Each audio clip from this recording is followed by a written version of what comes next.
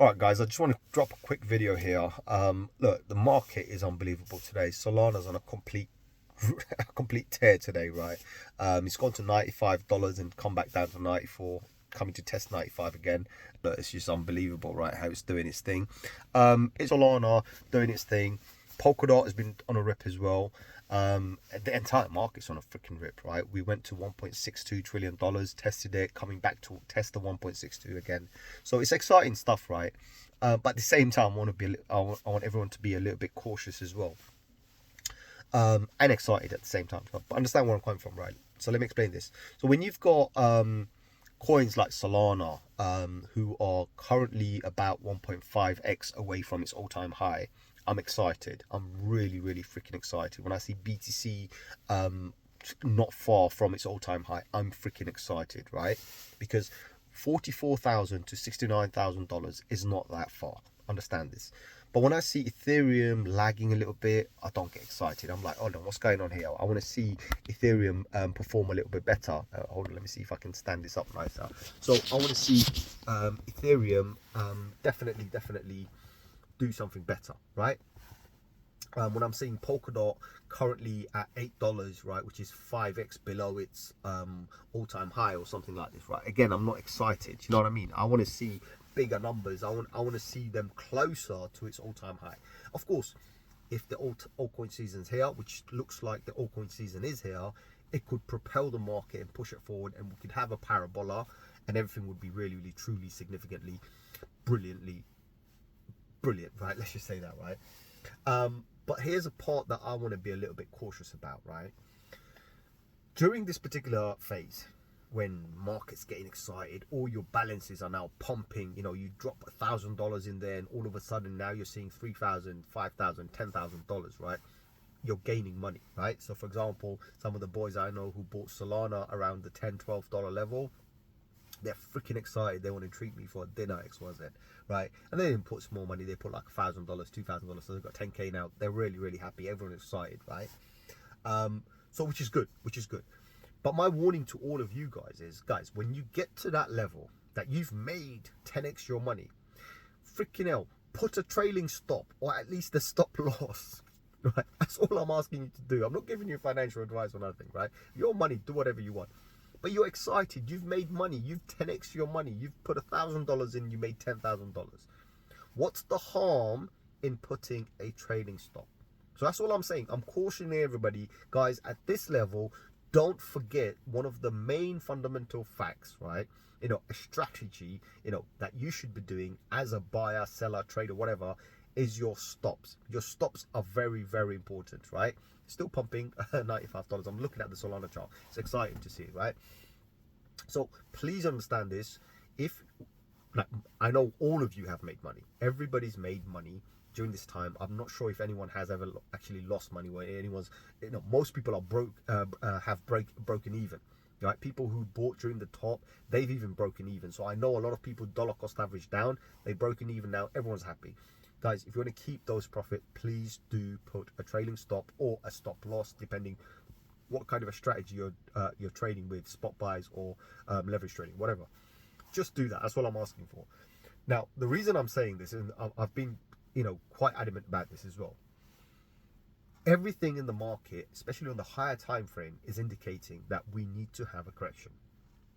Now, last week we did have a correction in BTC. We had a 10% correction in BTC, which is okay. It's mediocre. It's not even mediocre. It's nothing, right? We had a 10% correction. Freaking, that's nothing. We do a 10% pump in a single day. So what's a 10% correction? Nothing. So I was hoping for a little bit more. To be honest, I was hoping for a little bit more. A little bit more is important, and I'll explain why. We had 8 weeks, right? So prior to the dump last week, we had 8 weeks of green. When you had 8 weeks of green, 1 or 2 weeks of red is no problem. But that red that we had was nothing, because we were looking for a confirmation. Is this the confirmation to tell us that we are going to go down a little bit more? 10%, 20%, 30%. 30% brilliant. 20% okay, right? Acceptable. But 10% and then we pop back up again? No, that means that that dump was not confirmed, right? That means that the market itself has come back to its levels like, oh no, that dump was, ignore that dump, that's nothing, right? That's a bad thing. Because now we miss that support zone. We miss creating another support zone. we just bounce back up again. Where's the support? Right? We need strong support. So if we did come down and we tested new levels or zones where we'd be more stronger, we're fine. Now, of course, I'm going to say this, and this is, you can understand this.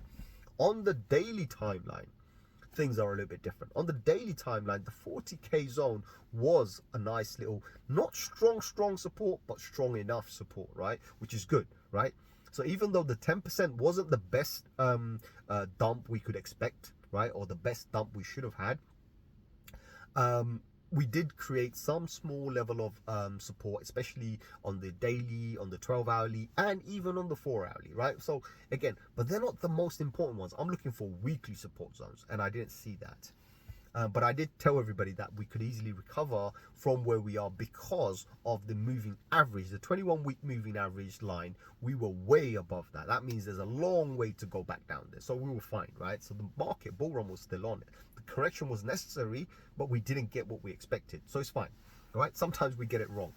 So, but I'm just being cautious. I'm like, right, okay, I can see where we are now. I can see this euphoria going on, I can see this parabola going on, I can see people getting all crazy, which is fine, but don't forget that that's the time when you're going to get wrecked, when you start forgetting things, when you start not noticing things, right? Stop losses and trailing stops don't hurt you, they'll save you in the long run. So start doing those things, applying those things, and that will help you in the long run.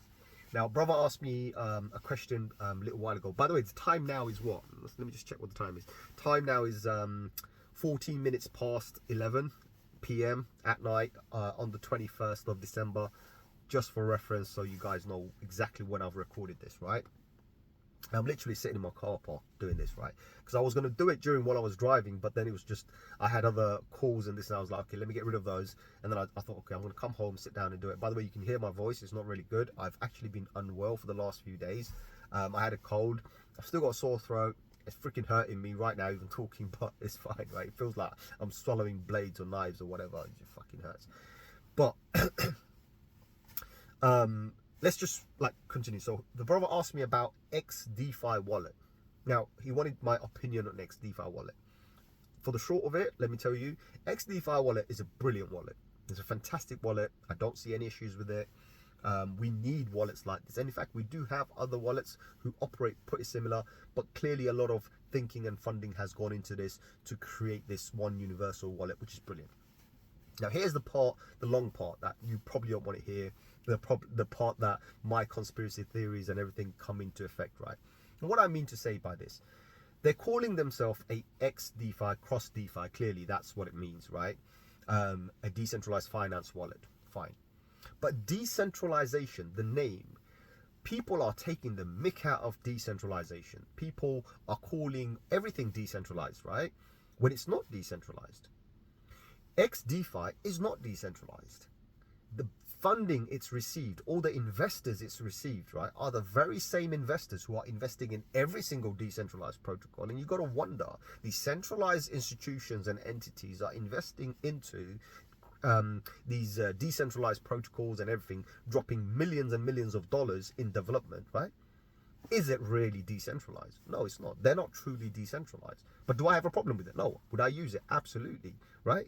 Even MetaMask is not truly decentralized. So my point here is, I'm starting to really get annoyed with this narrative that everything is decentralized. The big projects, the blue chips are all decentralized, but they're not decentralized. They've been funded from day one by centralized entities, right? Or institutions. So I'm hating the fact that people are taking a piss out of decentralization. They're not decentralized, right?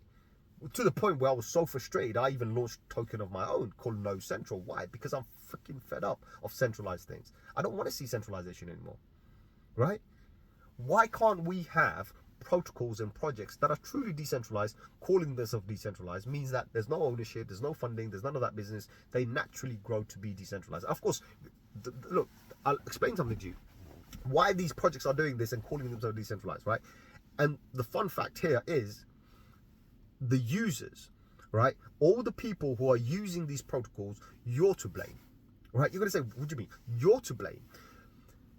People seem to want to, like, you know, they kind of veer towards projects that have these massive funding, right? Oh, this project had $100 million pumped into it. Or XYZ companies invested in it. People are interested in investing only in those companies.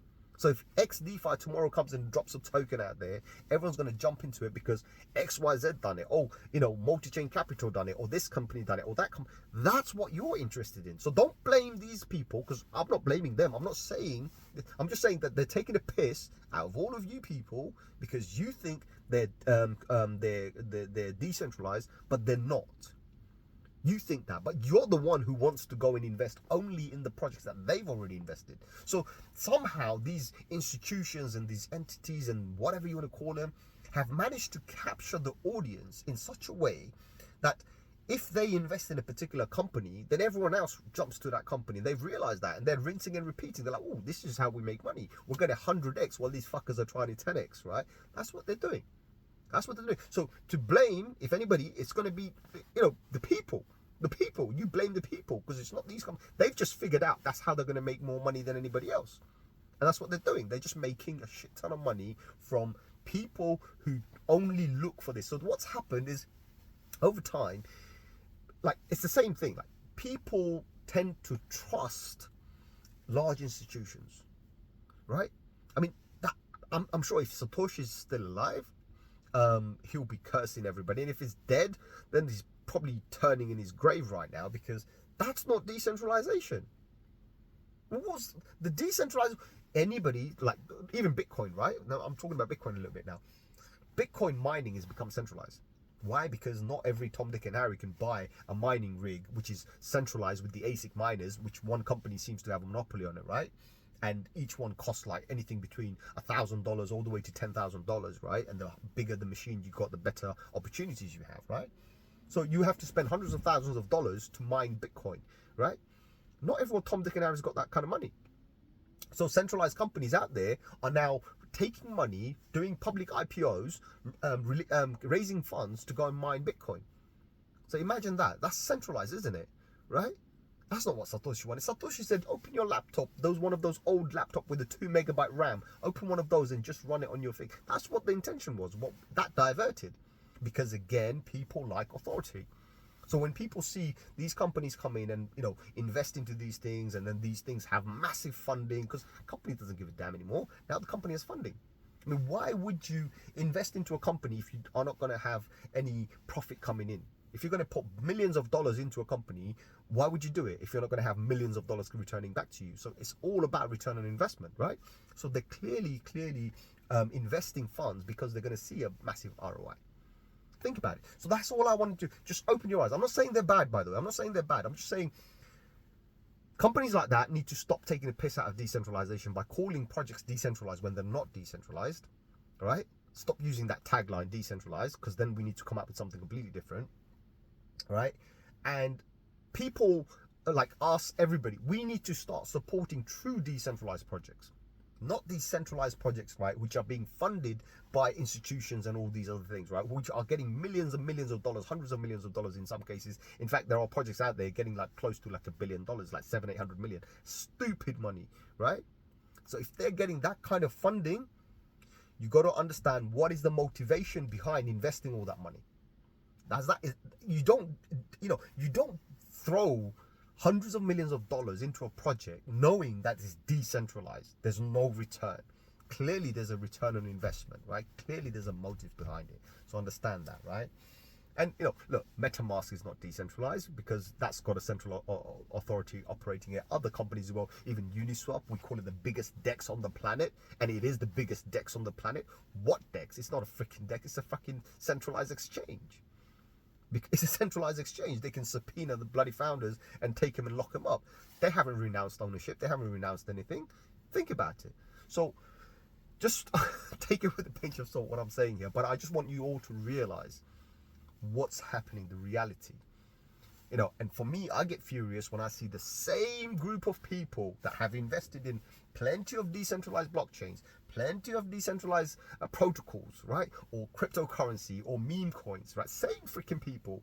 And then they're investing in these ones. Same people. It's the same group of people. And when you look at it, you can see that there's a circle going on. It's the same people in all of these projects. And what they're doing is basically they're capturing the entire market, right? And that's why I picked up and I said, guys, I've got a feeling that these coins that we're seeing, a lot of these projects that are coming out, it's just them. They're just launching project after project, project after project, pumping it, marketing it, doing whatever, and take as much funds as possible from people cashing out. That's what they're doing. So everyone else is going to be a bag holder. So I wasn't happy with that. In fact, there's a project I saw. I won't say which one it was because you're going to lose money if you go there. Guarantee you're going to lose money, and I'll post it later on if people do get run. Came out 7 days ago.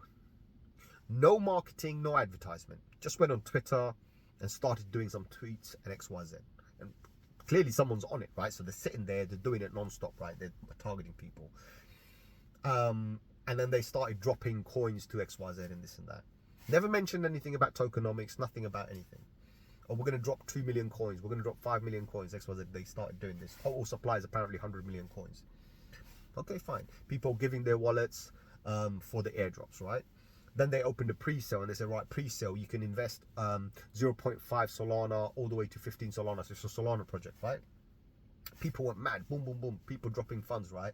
The project raises about 8,000 Solana within like few hours, right? I'm looking at it. And then it drops that almost half the supply is actually gone to early investors who are centralized entities. I'm like, what? What's going on here? So, okay, hold on. So how much did you give to the public? Seems they only offered the public 20%. So the decentralized is 20%, 80% is centralized? Come on. I mean, how? Do you know what I mean?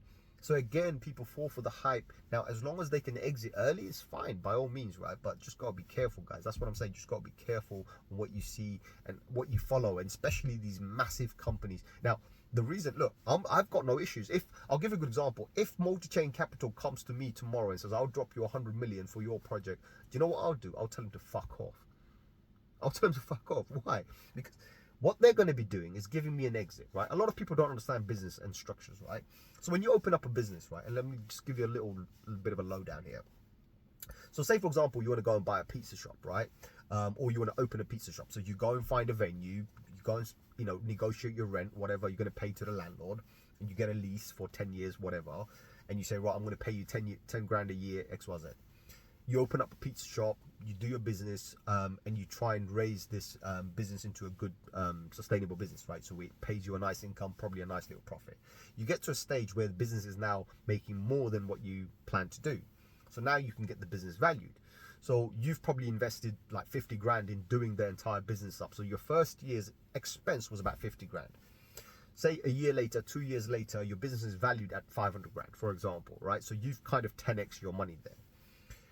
You put this business up for sale, someone comes in and probably offers you 400 grand, and you're like, okay, fine, I'll sell 400 grand, right? So you've done your exit. So what you do is you've had all this year's worth of profit for 50 grand. You've made 10x your money or 8x your money. You've taken those funds out. Now you have 350 grand more than you started with. Plus all that time you were there, you were already sustaining yourself and having a nice little decent profit as well. So now you can go and open something 3 times, 4 times, 5 times, even 8 times bigger than what you had before, because you've got more funds to spend, so you can rinse and repeat and do it all over again. Right? So think about it. Right? So pretty much in the crypto, it's the same thing. Everybody has to have an exit plan. Your exit plan is very important. So when you start, you need to have an exit plan inside. Like, when do I exit? Because after you exit, then you can only do this again. But while you're there, if you're there for life, then it's a different story. A lot of businesses, that's what they do. There are some people who buy a business for life because they're not interested. They're like, oh, it's just residual. It's just, I don't want anything else to do. They're boring, right? They're lazy. That's what they don't have an exit strategy. But every business, professionally operated, has an exit strategy. So I run a crypto company and I'm launching a crypto, for example. And Multi-Chain Capital comes and says to me, I'll give you $100 million, right? Technically, that's my exit strategy because I've just made $100 million, pays for everything, and I'll probably have a contract with them for the next 5 years, and then I'm okay. So I've got $100 million I can keep, and I can go and buy a yacht, do whatever I want. That's exit. So I don't give a shit what happens to you people. Does that make sense, right? So that would be my exit. But that's not decentralization. So in order for me to make sure it stays decentralization, what I need to do is say fuck off to them and forget the $100 million and forget the exit and just go as I planned from the beginning, to stay decentralized, to make sure that everything is renounced, to make sure that that entire project runs on its own, to make sure the community governs it and runs it and operates it, does whatever needs to be done, right? That's how decentralization works.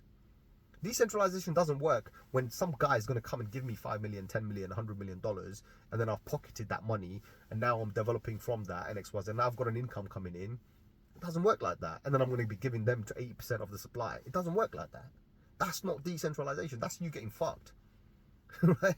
You getting fucked. So, I can go on forever. But that's just my theory that I have. That's all I wanted to say. Nothing else. I'm not saying anything's bad. I'm not giving you guys any financial advice or anything. I just want you guys to open your mind and actually start thinking about what true decentralization is. Right? These guys are taking a piss out of all of us. That's what it is. xdefi, great, no worries. You know, as I said, I'll use the wallet. I don't have a problem with it, right? In fact, I use centralized stuff all the time. For example, Coinbase. It's a centralized cryptocurrency exchange, had a public listing, you know, it had a public IPO. I'm okay with that. I love them. They're not saying they're decentralized. They're saying we are centralized. I'm okay with that, right? They have the Coinbase wallet, which is supposed to be a DeFi wallet or Web3 wallet, fine. But it connects directly to the exchange. So you can transfer from the exchange. Are you decentralized? No. But did they say they're decentralized? No, they said it's a Web3 wallet. They didn't say it's a decentralized wallet. They said it's a Web3 wallet, which means it does everything other Web3 wallets do, but it's still connected to them. So I'm okay with that. Do you know what I mean? If Binance says on Binance, well, it's fine, you're centralized. I understand. Right? But they're not calling themselves decentralized. Does that make sense, right?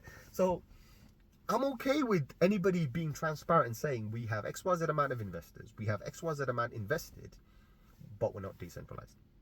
I'm okay with that. Instead of xdefi, if they said sex DeFi, I'll be okay. Centralized DeFi, fine. I'm okay with that. Centralized DeFi. So, but let's see what happens anyway. But as I said, I'm okay with that. I just want you guys to start thinking differently. That's all it is, guys. Nothing else. And that's what I'm pushing right now because, as I said, I'm fed up. I'm fed up. I've seen so many projects being pushed to me, so many projects being forwarded to me. It's like, Sham, would you think about this? Would you think about this? And I see the same names, the same investors. I'm like, fuck, the same people. What the fuck is going on here? Clearly they're not decentralized, right? What the hell is going on? Do you know what I mean? So I see that all the time, and just you get to the point where it's like you're taking a piss, right? Everyone's just taking a piss, right? I don't want to see that no more. Just looking at BTC, guys. Let's see what Dot is doing. So yeah, I mean, look, everything's good. And someone was mentioning, I mean, I think KR was mentioning today as well. He said about Dot. He said how Dot had like 4.5 million transactions for something, and he just chugged along. It should chug along. Here's a fun fact, right? It's okay. Think about Polkadot as this. How would I say this? Polkadot is quite weird. So Polkadot, think about it as a centralized data center. It's a data center.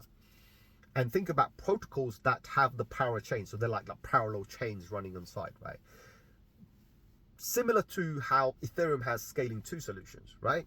So you have the Ethereum, the main blockchain, and then you have multi-layers on top who all can do transactions, millions of transactions in fact, and then put it in a block inside Ethereum and launch it in one block. Can be done, right? So similar way Polkadot works. So remember, Ethereum was created by the founder of, Ethereum was created by the main founder of Polkadot, right? One of the original founders of Ethereum is the same guy. The guy who created Solidity is the same guy, Dr. Gavin Wood, right? He's the same guy who's written the code for Polkadot, right? So clearly whatever mistakes he made in Ethereum, he's clearly rectified them. And now when you're looking at it, like, you know, almost a decade later, almost a decade, 2015 now, yeah, almost a decade actually. So think about it, he's obviously evolved a lot more. So whatever he's building or he's built already or he's launching and whatever tweaks he's doing is far more superior than what Ethereum was. So when you see 4.5 million in 24 hours, it's nothing, guys. We should be surprised and we should be really impressed when we start seeing 4.5 million transactions in a minute or in a second. That's when we're going to be really excited. And we are getting there. There are blockchains coming up to the point where they can probably do 5-10 million transactions a second, right? It's getting there. Why isn't it getting there? The demand's not there. The demand's not, these are one-off demands. Do you know what I mean? It's a one-off demand. So what? A one-off demand. You know, when you see these things, it's nothing. Is 4 million people actually going to be interested in doing something? Well, today maybe, but tomorrow no. So protocols also kind of have to be adaptable and be able to cope with overloads, right? At the same time, when they don't need it, they won't need the resources. So it's fine. And blockchains are getting much better, much more. I've seen a lot of hybrid blockchains. So they kind of use centralized technology in a decentralized way for their decentralized blockchains. Obviously, they're not decentralized, but the point is blockchains. And I've seen some fascinating work being done in a very clever way, where people are they can do like a 50,000, 100,000 transactions or 1 million transactions if they want it. It's possible, right? But is the demand there? Are people really doing it? Is everybody at that 1 second going to go do this transaction? So the narrative is there. It's like, oh, we can do this, or we want to do this, or that should be possible. We should be close to Visa. Is the demand there? It would be there if there was only 1 or 2 blockchains.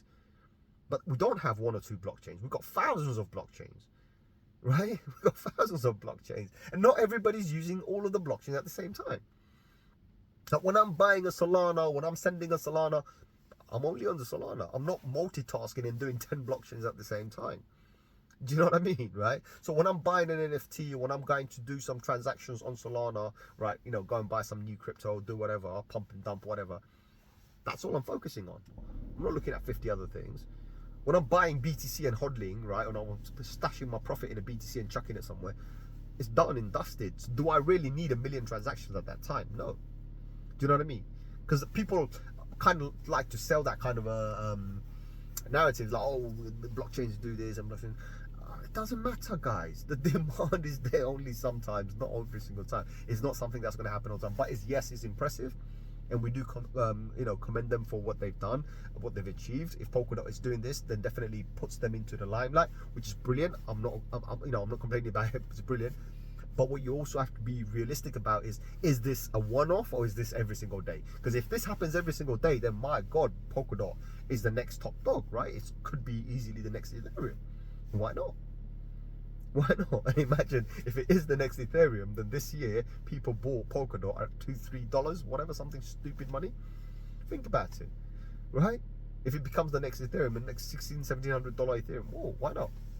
Do you know what I mean? But as I said, everything, you have to be realistic. Always try and keep your thinking cap on. I got mine, right? Thinking cap on, sit there, think, and be realistic. And look at market caps, look at price caps. Like, for example, when you're looking at coins, there's another thing to look at as well, especially the new coins. There's something very interesting in the new coins, right? I don't know how many people have watched the video until this point, but if you did, this is a very, really good, interesting point. So a lot of these new coins have like 100 billion or 100 million or whatever, maybe 1 billion tokens, right? Total supply. So when you go to the market cap, obviously everyone's looking at the total market cap for that coin based on the diluted number of coins. So that means all the coins available in the market. But what you'll find is a lot of the time, majority of those centralized tokens that centralized companies invested and bought are usually on a vesting schedule, right? So they have unlocks 3 months, 6 months, a year, 2 year, whatever. But look at how many coins is actually available in circulation. And when you start looking at how many coins are actually in circulation, sometimes you might find a gem with about 10%, 20% actually in circulation. Like, that's the amount that's being bought and sold every single day. So there are opportunities where these coins can actually pump to some ridiculous prices, regardless what the market cap shows. So we could have a coin with 10% supply available, 90% locked for another 2 years, right? Which is fine. So the total, and it's probably worth like a penny, just giving an example, penny. So the total market cap shows, oh, it's only $100 million worth of coin. But remember, 90% is locked up, so you only have 10% to play with. 10% could pump to $10, and all of a sudden that entire market cap for this particular coin can show up as 10 trillion, right? And you're still making money. Why? Because there's only 10% available to trade with, right? A lot of people don't realize this. So there are coins out there where a very small number is available to trade. Hence why the price could be pumped to some next amount of level. Of course, once we get there and then the other releases come along, we may never get back to those prices. So those are definitely some larger time frame pump and dumps. But the potential is so high. It's just unbelievable. So I looked at those things and I said, whoa, okay, you know, I could probably use it. I could probably do certain things. But just to let you guys know, to be transparent, guys, this particular last couple of weeks, right? So coming up to 2 weeks now, and probably going to last another week, by the way, for me, another week at least. So until January, I'm actually staying off the markets, regardless what the market does, how the market pumps. What I mean by that, I'm not buying, trading, or doing anything. I'm actually sitting on USDT. However, I do have a hodling portfolio which is pumping, so I'm happy with that. I could cash out if I want to. I'm not. And then the portfolio normally I have for liquid, like trading portfolio, I don't have that. That's just USDT. I might consider doing some leverage or anything like this, but I would do it with stop loss, nothing else. But the hodling portfolio, now here's an interesting part on my hodling portfolio. So there are most of the coins, I've literally just sent them to a dead wallet, like a cold wallet, sent it there, I call it a dead wallet anyway, send it there, I'm not looking back. Like those I don't want to see for the next 5 years, 10 years, whatever, doesn't matter. They're not for me, right? They're for my future, for my, you know, for my family members and this and that. So those ones I'm going to leave aside. But there are some coins which I haven't sent. So if I haven't sent them, I will definitely go back, sit on my exchanges or wherever I am, on my wallets or whatever, or move them off to the exchanges, and probably have a good opportunity now to start setting up some stop loss and some trading stops, right? Because I want to keep the gains I've just made. I genuinely want to keep the gains I've just made. Last year, or this year, just about to go now, right? So 2023 was a very bad year for me. 2022 as well, but 2023 was very bad for me, where I've lost a lot of money in various ventures and all sorts of other crazy shit that I've gone through. So I've lost a lot of money. The amount of funds I have now, the amount of crypto I have now, I don't want to lose it. Right? I don't want to lose it because it's been pretty bad. So what I want to do now is I want to accumulate as much as possible, but I don't want to accumulate while it's pumping. No, I don't want to buy anything while it's pumping, because, and even if I do, I want to take the profit out as much as possible. I want to buy the dips. Right, when it dips, I want to buy the dip, and I want to you know, move up with it and collect as much cash as possible. I need as much dry powder as possible. Why? Because I still have this weird gut feeling that this correction is going to come. The correction that I'm expecting, that 20% plus correction I'm expecting, when everybody's going to be not expecting it, right? So I don't know how to say this, right? When everybody's clouded, their mind is clouded, they have no idea what's about to happen, that's exactly when this correction is going to come. But I'm prepared, I'm ready for it, I'm waiting on the sideline. Things that I'm hodling that are available to me right now, even though I'm hodling them, I will definitely put trailing stops on them. I will definitely put stop losses, move them back into the exchanges, do whatever I need to do. The others that I've sent away in my cold wallet, dead wallet, that's a different story. That I can't touch, so forget that. But I don't have any liquid capital right now, as in like liquid crypto, so I'm not doing any buying and selling. Recently I was eyeing up Say coin, but I was unwell last few days and I actually haven't even been online much, so I kind of missed it. I had a target. I did think about buying it at a particular price. It was around 23 cents I wanted to buy, but I don't know what came off. I forgot to basically put an order in, right? That's how silly it is, right? So I've set up my whole chart, everything, I'm ready. 23 cents, that's what I want to buy. I didn't buy, so it just moved. And you know what? It moved, right? I always say this, if it leaves, if it's gone, I'm not going to chase it, full stop, right? So say, unless it comes back down to a range where I'm comfortable buying it again, right? Depending on the charts and everything, I might never touch it again. Even though I see great potential for it, I might never touch it again. I might look for something new. I might look for something old. I don't know.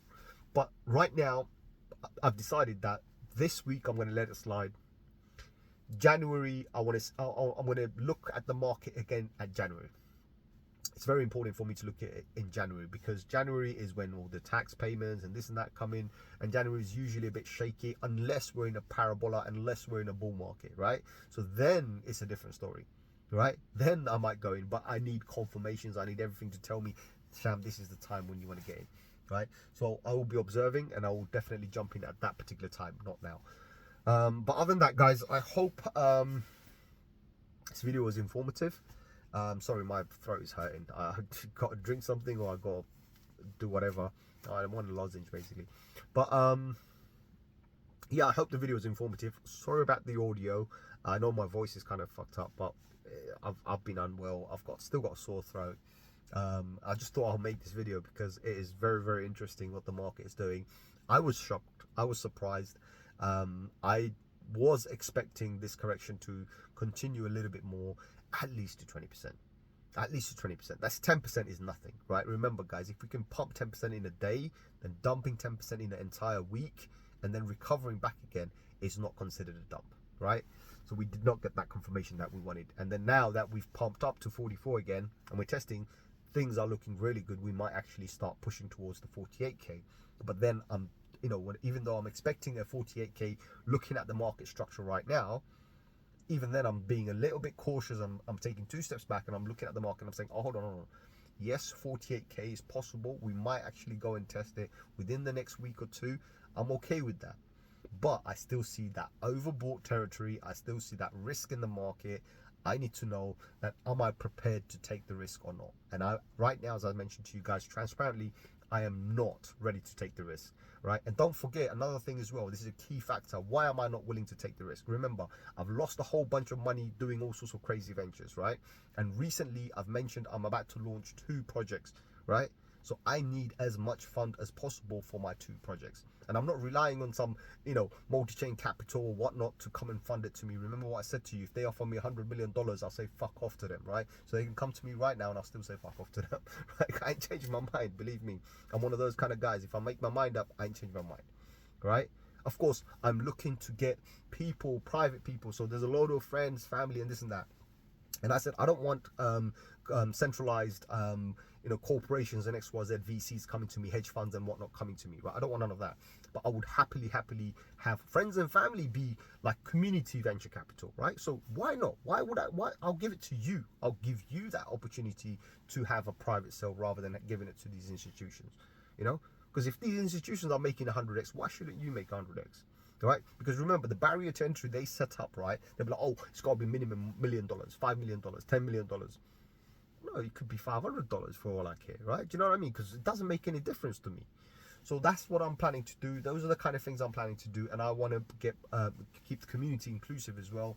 Hence why I'd rather put my own funds down, like I've always done, and risked it, right, in these kind of projects, rather than getting some stupid VC coming in or some multi-chain capital, whatever.